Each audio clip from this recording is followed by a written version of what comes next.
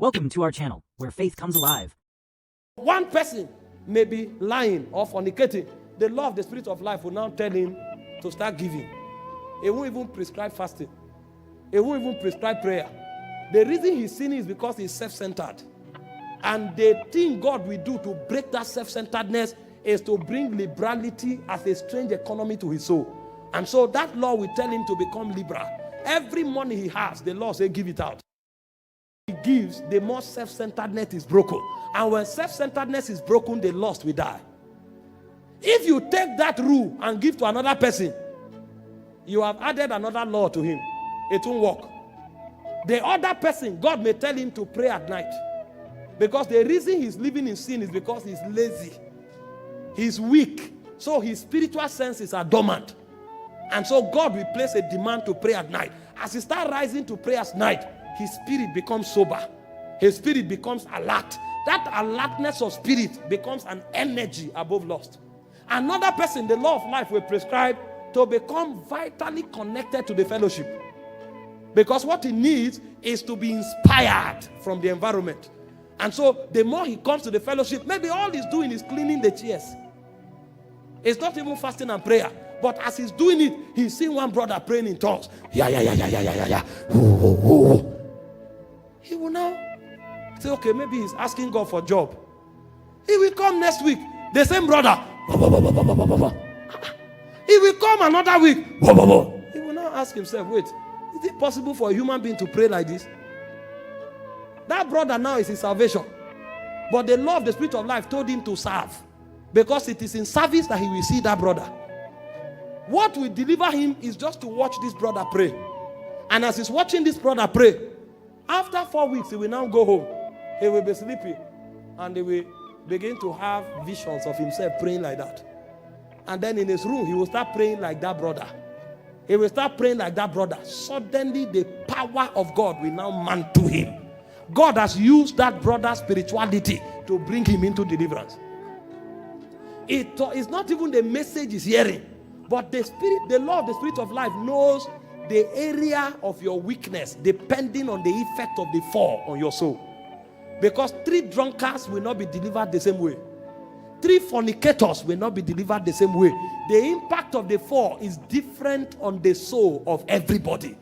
And the only thing that is peculiar to you enough to isolate that impact and diagnose it correctly, to give you prescription to remedy it, is a law that is already on your inside. Because when the law of the Spirit of life is activated, it will show you a protocol. Some people's protocol will be prayer. Some people's protocol will be worship. Some people's protocol will be revelation. Some people's protocol will be giving. That protocol is what that law rides on. And so when it starts, it will be stirring that thing. The more you worship, the more stronger it becomes. And you will wake up in the morning with a song. You will sleep with a song. You are not singing a song, you are chanting a rhythm that awakens you to God. There are certain people that this law brings their tongue under so much pressure to pray, that they pray even when they are in a meeting, in the midst of a meeting, because their life depends on it. It becomes stronger than the breath on their nostril. If you don't live like that, you can never overcome sin, because sin is spiritual. Sin is organic. And so the only way you can overpower sin is to find something that is organic on your inside. The first thing God did to me that began to break the power of sin in my life was sound. If I hear any song that is sorrowful, I can sing it for 1 year. That's why my best singers are South Africans. When they draw that thing like sorrow, I can even keep that part of the song and repeat it. As they are drawing it, something is rising on my inside. Sometimes I'm hearing the song and singing and crying. When I rise up as a lion. Because that thing was a spiritual ritual, provoking something on my inside. I don't hear every song. No. The kind of songs I hear, they are sorrowful songs. They are like deep, they come like echoes of deep waters. They will draw your soul to a quiet place, a lonely place in the spirit. And your soul will be there until the Holy Ghost shows up and meet you. You will have an intercourse there. And when you come out, something will be born. There was a song somebody played for me. It's a Dunsin song. It said, where's darkness at the side of the light? It's a great song. Evaporated at the gleams of light. There's a light that makes my face shine bright. As I look your face, I become the light. I say, wow, great song. I love the voice. Until I started hearing, Imole Deo, Okuku Parada. I said, where is this guy going to? Imole Deo, Okuku Parada. I now heard the one that touched me. Imole Deo, Okuku Parada. See, as I heard it, my spirit came alive. It's not about the song. When I hear Imole Deo, Okuku Parada. Yeah. That one sound can take me to a place where 4 hours of tongues can't take me. Because that's the door that the Holy Ghost opened for me. And so when I begin to journey in those deep waters, those lonely paths, those dark alleys, only the Holy Ghost can bring light. That's where my soul journey to, and I'm separated from the world. And so when you come, I heap those songs, I heap them. Sometimes they cut them and keep for me, and they are on repeat. They are rivers, deep waters.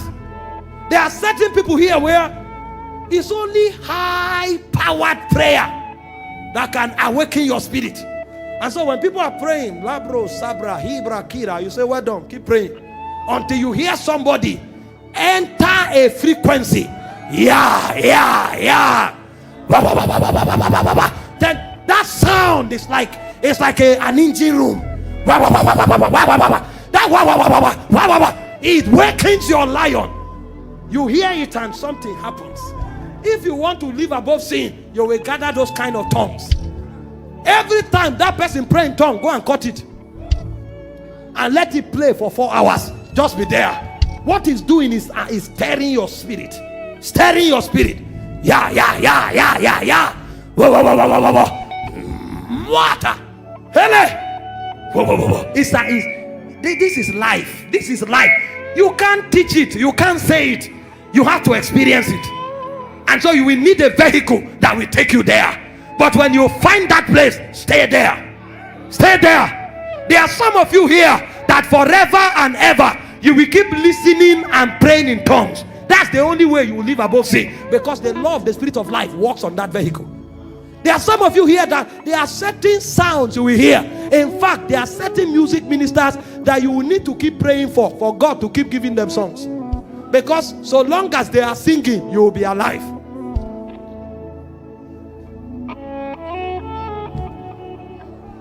It's a mystery, but it's a reality in the spirit. Imole Deo, Okuku Barada. Imole Deo, Okuku Barada. Imole Deo, Okuku Barada. Hey. Imole Deo, Okuku Barada. See, even your friends, you will select them based on these things. There are some friends that you have, if they call you, before they say hello, is Tahiva, Rarak, Tatatata, Tatatata, Tatatata, Zorak. Some of you is light and revelation. So there are some people you keep hearing. As you are hearing them, because their words is no longer English. See, there are 3 kinds of things that come on the words of men that know God. There are certain men that when they talk, they communicate the presence of God, because the voice of God carries the presence. There are certain men that when they talk, they communicate fire. When you hear them, it pierces the soul, because the voice of God is fire. There are certain men that when they speak, their voice is like many waters. It draws you to the deep. And so the reason you hear them is not because you love them. Your life depends on those sounds. You will select your friends based on how they align to the law of the spirit of life that is in your soul. That's why me, I'm close to certain people. Sometimes I will go and look for Dunsin. He say I'm in the studio where I will go there. And then as we are talking. After a while, he will now sit on the keyboard. Holy, holy, holy. Holy, holy, holy. Holy are you, Lord. Thank you for joining us today. We hope this sermon has touched your heart and inspired you in your walk of faith. If you found value in our message, please like, share, and subscribe to stay updated with our latest uploads. Remember, you are never alone on this journey. God is with you every step of the way. We'd love to hear your thoughts in the comments below and invite you to join us again next time for more uplifting teachings. Blessings to you all.